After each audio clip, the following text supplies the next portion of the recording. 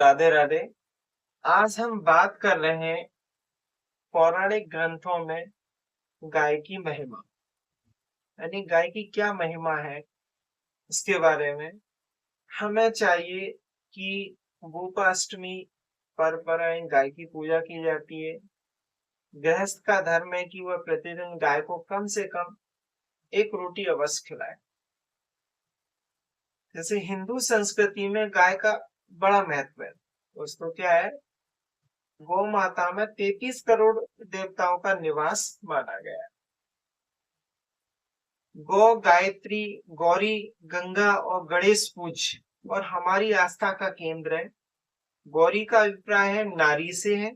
हमारी संस्कृति से नारी को पूजनीय माना गया है। वेदों, उपनिषदों, पुराणों और ग्रंथों में गाय की महिमा गाई गई है। देव स्तुति के समय बोले जाने वाले श्लोक में भी गाय को नमस्कार किया गया है।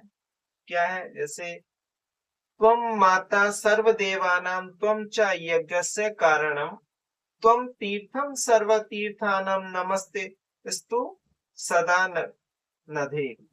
ये पाप रहते तुम गौ समस्त देवी की जननी हो, तुम यज्ञ की कारण हो, तुम समस्त तीर्थों के महातीर्थों हो, तुम्हें सदैव नमस्कार है। अर्थवेद, पद्म पुराण, महाभारत, स्कंद पुराण, भविष्य पुराण, ब्रह्म पुराण, विष्णु पुराण आदि ग्रंथों में गाय की महिमा की गई है। वेदों में यह भी लिखा गया है कि गाय विश्व का स्वरूप है। यथा एतत् में विश्व रूपम सर्व रूपम गौ रूपम।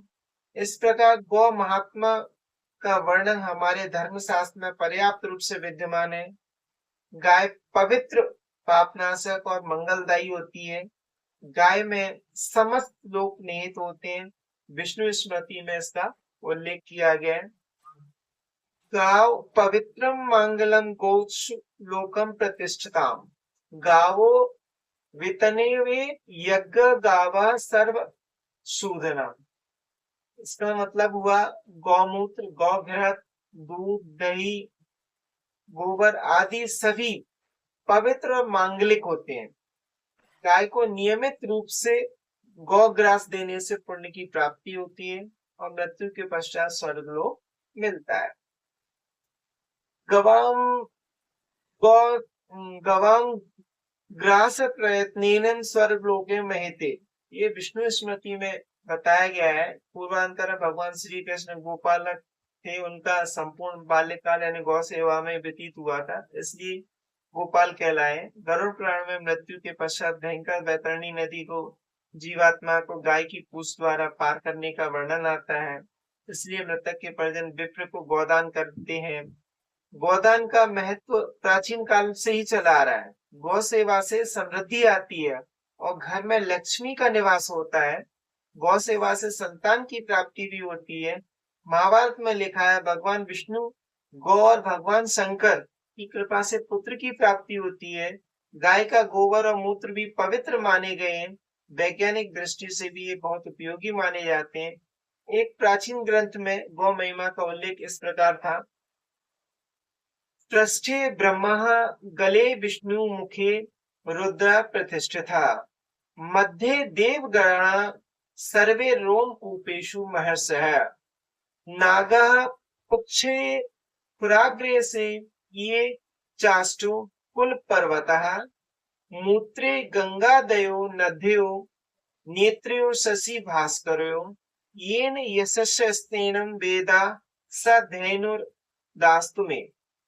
इसका मतलब ये है, अर्थात जिस गौ की पीठ में ब्रह्मा, गले में विष्णु और मुख में रुद्र और बीच में समस्त देवगण, रोमों में महर्षिगण और पूंछ में नाग, खुरों में आठों पर्वत, मूत्र में गंगा आदि नदी, दोनों नेत्रों में चंद्रमा, सूर्य और स्तनों में वेद बसते हैं, वह गाय मुझे वरदान प्रदान करने वाली हो, ऐसा पुराणों में बताया गया है।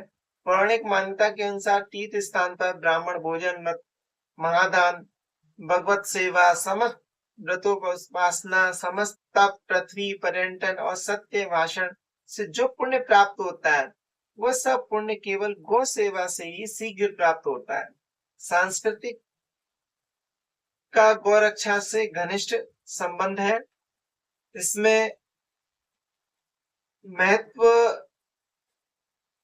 बताया गया है गाय का कि गौवंश की कल्पना मात्र से ही घोर पाप लगता है। इतिहास गवाह है कि प्राचीन काल में कई वीर पुरुषों ने भी गाय की रक्षा हेतु अपने प्राणों का बलिदान कर दिया था। धर्म ग्रंथों में भी कहा गया है कि जिस घर में गौ माता को कष्ट दिया जाता है उस घर में स्वामी की मृत्यु के बाद नरक की यातना सहनी पड़ती है। राजा का प्रथम कर्तव्य गौ, ब्राह्मण और पृथ्वी की रक्षा करे। कहा गया है कि गोपाष्टमी पर्व पर गाय की पूजा की जाती है और गृहस्थ का धर्म है कि वह प्रतिदिन गाय को कम से कम एक रोटी अवश्य खिलाए। इसे गौग्रास कहा जाता है। दोस्तों, अगर आपको गाय से रिलेटेड कोई और जानकारी चाहिए हो तो आप हमें कमेंट में लिखें। ठीक है, राधे राधे।